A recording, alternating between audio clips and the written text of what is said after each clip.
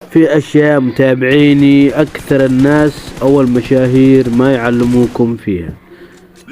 الحين راح اعلمكم على واحدة واحدة واحدة. اوكي، اول شيء حق اللي هو القطع اللي حق الانفورات.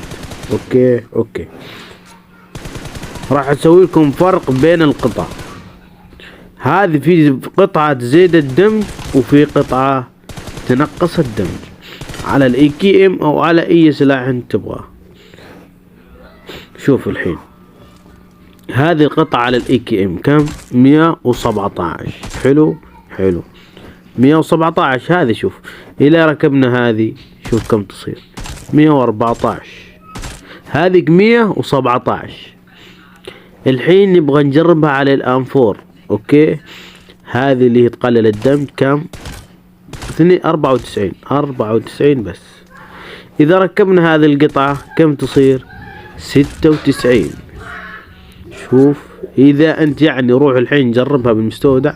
وفي عندك هذه شوف اللي الحين اضغط على الدورة حق الكاميرا، تدوير الكاميرا ندري حيث. شوف هذه تخرب الايم. هذه كل ما تبغى تكون تيجي تطلق والايم يتحرك. فحاول انك يا حبيب القلب انك ايش تطفيها. اوكي، وعندك هذه اللي تحت برضو نفسها لازم ايش انك تلغيها. شوف الحين شوف كيف تمشي الايم. هذه تكون تبيك غلط اصلا، تبيك فيها غلط، لازم ايش تلغيها.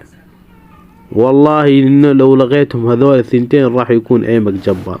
يلا سلام.